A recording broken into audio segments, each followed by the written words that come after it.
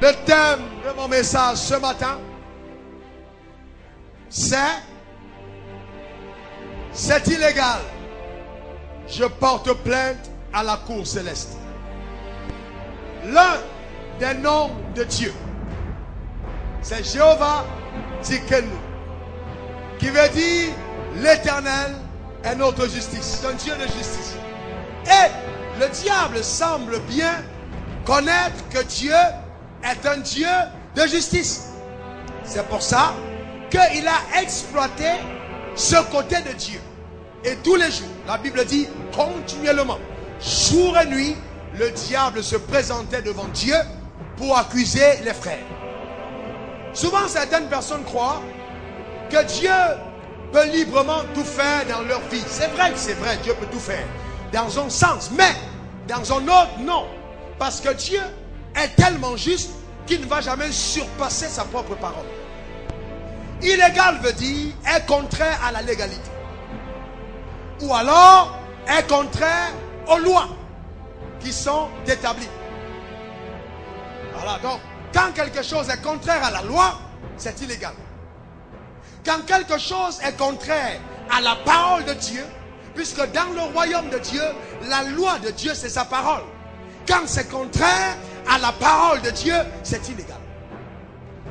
Ça veut dire que la société comprend qu'il y a des responsabilités quand on les occupe, on ne peut plus être traduit devant la justice. Ah, bien-aimés, je viens donc vous annoncer qu'il y a quelque chose que nous devons comprendre. La Bible dit de nous que nous sommes enfants de Dieu. Mais au-delà d'être enfants de Dieu, nous sommes ambassadeurs de Dieu. Ah, t'as pas compris?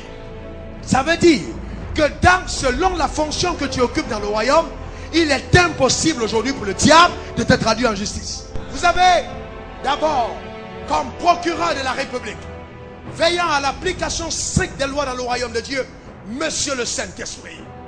Vous avez le président du tribunal himself, Mr.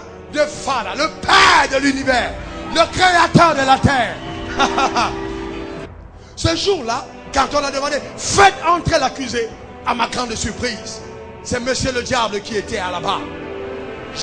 Ce jour, quand on devait faire entrer l'avocat à la barre, alors je me suis souvenu avec un grand étonnement de 1 Jean 2 verset 1 qui parle où nous avons auprès du Père un avocat en la personne de Jésus-Christ le juste. Et Jésus-Christ s'est levé. Votre honneur, je viens donc plaider le cas de cette dame qui a vécu toute sa vie croupissant sous le poids des maladies. Et elle est venue à moi reconnaissant qu'elle est fille d'Abraham et que par la foi, elle devait avoir accès aux promesses d'Abraham. Notre honneur, votre honneur, je voudrais vous rappeler que les promesses d'Abraham stipulent: tu seras la tête et non la queue, tu seras en haut et non en bas, tu seras béni dans la ville et béni dans les champs. Bien-aimé, mon souhait, c'est que tu prospères à tous égards et sois en bonne santé comme prospère l'état de votre âme.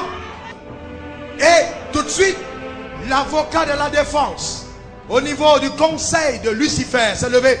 Objection, votre honneur. Alors, cette dame a péché. Et même pire, ses parents ont péché. Alors j'ai choisi de frapper cette femme de mort. Et j'ai envoyé dans son corps une maladie incurable, afin qu'elle soit ruinée et détruite à cause de ses péchés. Il n'y eut plus d'objection dans la salle. Et les jurés ont décidé de se retirer pour rendre leur verdict. Selon le Romains 6, où il nous a dit clairement qu'il s'est livré à la croix pour les offenses des hommes et a ressuscité des morts pour leur justification. Sur la base de cette plaidoirie, nous reconnaissons les faits fondés.